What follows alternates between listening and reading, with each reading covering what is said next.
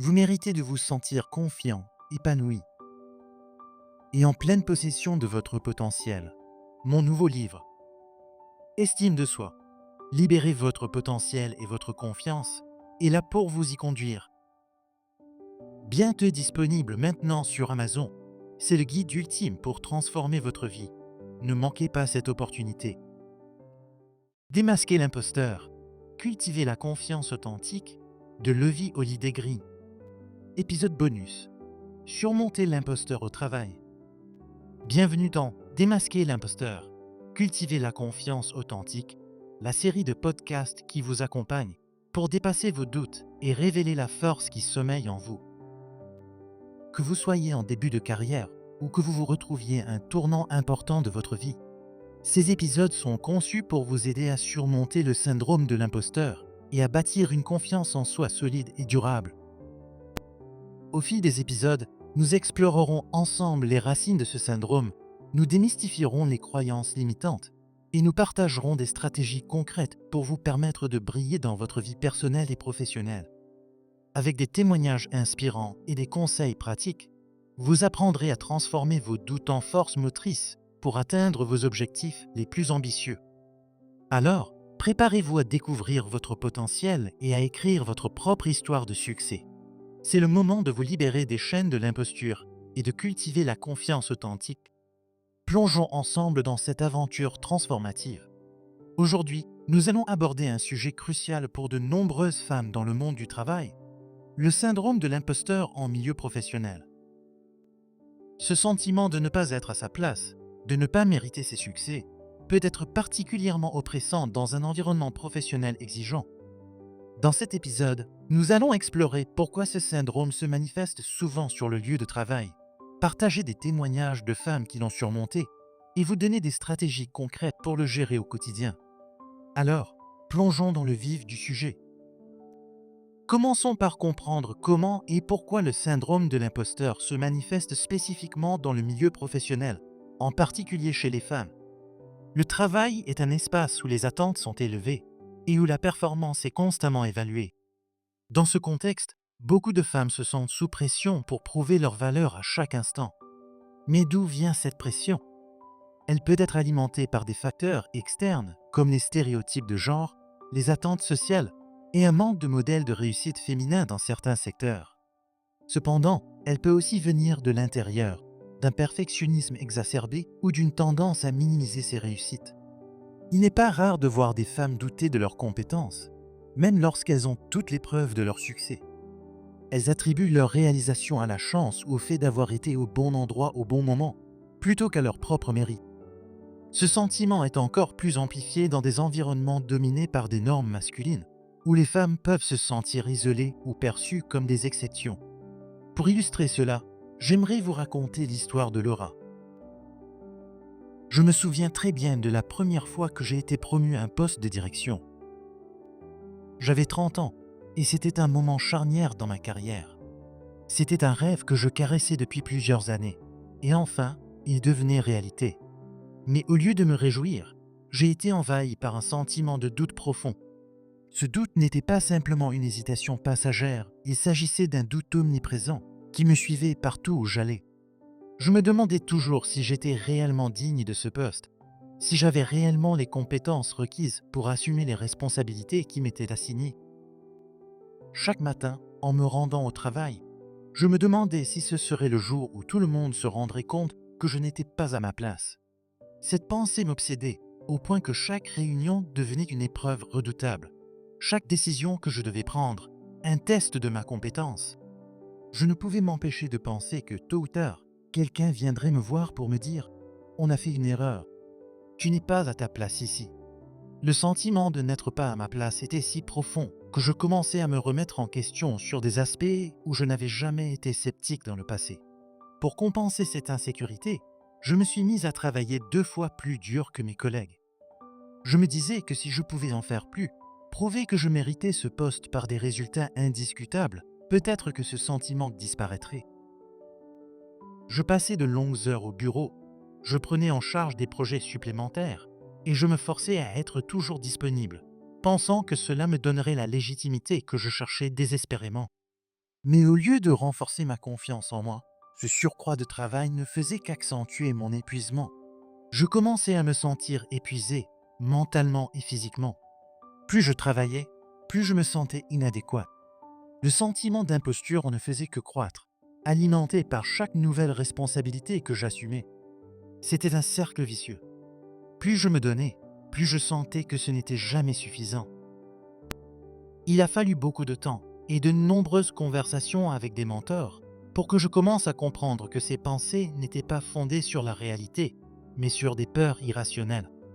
Je me souviens particulièrement d'une conversation avec l'un de mes mentors, une femme que j'admirais énormément. Elle m'a raconté qu'elle avait ressenti exactement la même chose à plusieurs moments de sa carrière et que ce sentiment d'imposture n'était pas rare, surtout chez les femmes qui accèdent à des postes de responsabilité.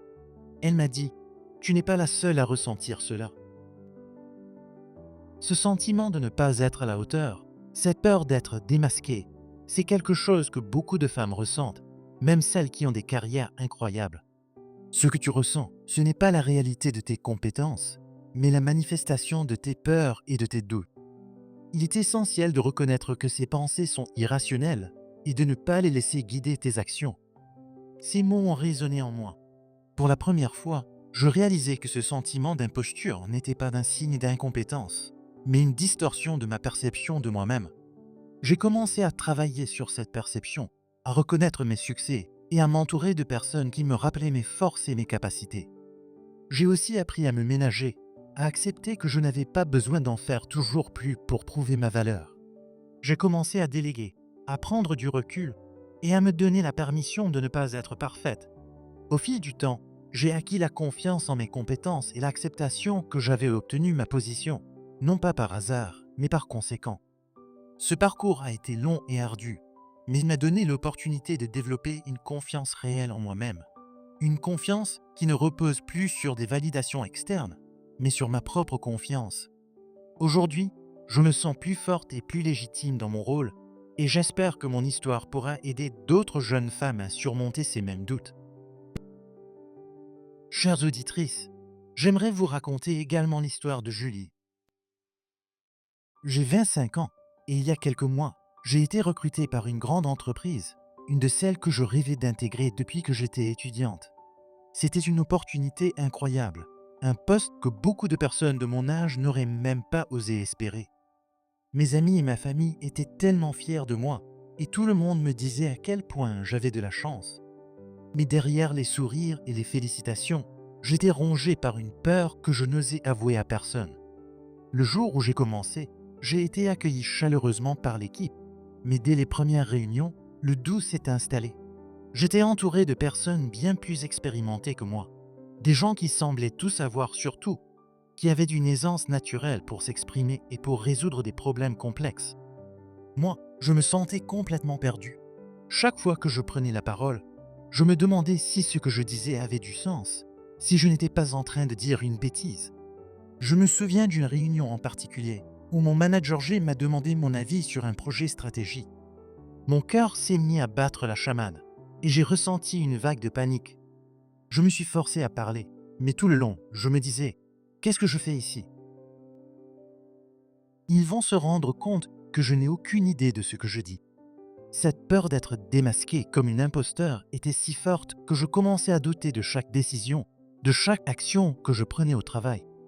Le soir, en rentrant chez moi, je me retrouvais à passer en revue tout ce que j'avais dit ou fait dans la journée, en cherchant les erreurs, les signes que je n'étais pas à la hauteur. Et puis, il y avait les week-ends, qui auraient dû être un moment de repos, mais où je ne pouvais pas m'empêcher de penser à la semaine qui venait, à toutes les façons dont je pourrais échouer. Il y a eu un moment où j'étais sur le point d'envoyer un email à mon manager G pour lui dire que je ne pouvais pas continuer, que j'avais fait une erreur en acceptant ce poste. Mais quelque chose m'a retenu. J'ai commencé à me rappeler tout ce que j'avais accompli pour en arriver là. Les années d'études, les stages, les projets où j'avais brillé.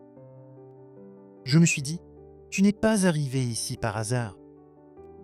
Si tu as été choisi, c'est parce que tu en es capable. J'ai décidé de changer de perspective.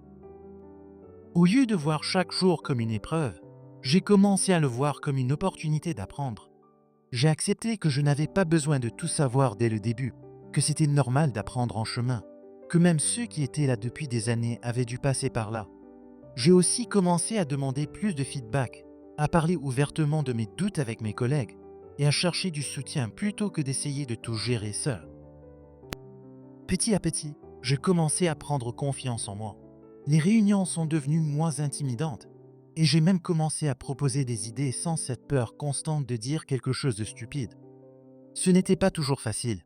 Il y a encore des jours où le doute refait surface, mais j'ai appris à le gérer, à ne pas le laisser me paralyser. Je me dis que c'est normal d'avoir des moments de doute, que c'est ce qui me pousse à m'améliorer. De nos jours, je me sens plus à l'aise dans mon poste et je suis consciente que je mérite d'être présente autant que tout autre individu. Ce que j'ai appris, c'est que le syndrome de l'imposteur peut toucher n'importe qui, mais qu'il ne doit pas nous empêcher de progresser. Je veux dire à toutes les jeunes femmes qui traversent la même chose, vous êtes capables, vous êtes fortes et vous avez tout à fait votre place là où vous êtes. Le témoignage que vous venez d'entendre sont loin d'être uniques. Beaucoup de femmes, même celles qui ont atteint des positions élevées, ressentent ce même doute. Mais alors, comment pouvons-nous surmonter ce sentiment d'imposture au travail? Il est essentiel de reconnaître ces pensées pour ce qu'elles sont d'abord, des erreurs intellectuelles. Le simple fait de prendre conscience de ces pensées peut vous aider à les désamorcer. Ensuite, commencez à documenter vos succès. Tenez un journal de vos réalisations, grandes et petites, et revenez-y lorsque le doute s'installera. Cela vous permettra de voir noir sur blanc que vous êtes compétente et que vos succès ne sont pas le fruit du hasard. Un autre outil puissant est la communication. Parlez de vos doutes avec vos collègues de confiance ou vos supérieurs. Bien souvent, exprimer ces sentiments peut non seulement alléger votre fardeau, mais aussi vous révéler que d'autres partagent les mêmes expériences. Demander du feedback constructif est également essentiel. Cela vous aidera à avoir une vision plus objective de vos compétences et de vos performances. Enfin, apprenez à accepter l'imperfection. Le perfectionnisme est l'un des moteurs du syndrome de l'imposteur. Il est important de se rappeler que personne n'est parfait et que l'échec fait partie du processus d'apprentissage et de croissance. Acceptez que vous pouvez faire des erreurs, mais que cela ne remet pas en question votre valeur ou vos capacités. Pour vous aider à intégrer ces stratégies dans votre vie quotidienne, nous vous encourageons à consulter notre e-book qui propose des exercices spécifiques pour combattre le syndrome de l'imposteur dans le contexte professionnel. De plus, notre pack de cartes d'affirmation peut être un outil précieux pour vous rappeler chaque jour de votre valeur et de vos capacités. Ces cartes sont conçues pour vous soutenir tout au long de votre journée de travail, en vous offrant des affirmations positives et motivantes. En attendant, je vous invite à découvrir sur la boutique Levi Holiday Green les e-books pour vous aider à surmonter le syndrome de l'imposteur. E-book, guide sur le syndrome de l'imposteur. Allez au-delà de vos doutes et de vos peurs avec notre e-book complet. En 5 semaines, apprenez à mieux comprendre le syndrome de l'imposteur grâce à des outils et stratégies pratiques, des pages d'auto-évaluation et des récits inspirants. Parfait pour quiconque cherche à renforcer sa confiance au quotidien. Téléchargez dès aujourd'hui et commencez votre voyage de transformation personnelle et professionnelle. Lien est dans la description de cet épisode. E-book, journal de réflexion sur le syndrome de l'imposteur. Plongez dans une introspection profonde avec notre e-book journal de réflexion, conçu pour vous aider à reconnaître et à surmonter le syndrome de l'imposteur. Ce guide interactif propose 5 semaines de questions ciblées sur la conscience de soi, la reconnaissance des forces et plus encore. Obtenez votre journal et célébrez chaque étape de votre transformation personnelle. Lien est dans la description de cet épisode. E-book, pack de 54 cartes d'affirmation sur le syndrome de l'imposteur. Renforcez votre confiance au quotidien avec notre e-book pack de 54 cartes d'affirmation. Chaque carte est conçue pour maintenir un état d'esprit positif et rappeler votre valeur et potentiel, que ce soit au travail ou chez vous. Procurez-vous ces cartes et gardez-les à portée de main pour un encouragement constant. Lien est dans la description de cet épisode. Surmonter le syndrome de l'imposteur est un voyage, pas une destination. Chaque petit pas compte et chaque victoire mérite d'être célébrée. Soyez patient avec vous-même et persévérante dans votre développement personnel et professionnel. Cher auditeur, si vous cherchez plus d'inspiration et de conseils pour cultiver la confiance en soi dans votre vie personnelle, je vous encourage à explorer les 7 secrets pour booster la confiance en soi de Levi Holiday Green. Le livre existe au format papier, relié et Kindle. Vous le trouverez sur Amazon, à la Fnac, sur Rakuten, ainsi que sur plusieurs autres plateformes de vente en ligne de livres. Il est aussi possible de passer commande directement auprès d'un conseiller de vente dans votre librairie physique préférée. Pour obtenir votre livre, il vous suffit de cliquer sur le lien dans la description de ce podcast ou de visiter le site internet www.leviolidaygreen.com ou le site Linktree, Levi Holiday Green. Merci d'avoir écouté cet épisode bonus. Surmonter le syndrome de l'imposteur au travail est un défi, mais avec les bonnes stratégies et un soutien adapté, il est tout à fait possible de le surmonter. Continuez à croire en vous, à vous appuyer sur vos forces et à avancer avec confiance. N'oubliez pas de consulter notre e-book et de vous procurer les cartes d'affirmation pour un soutien quotidien. Ensemble, nous pouvons transformer le doute en une confiance authentique et durable. À très bientôt pour un prochain épisode de Démasquer l'imposteur, cultiver la confiance authentique.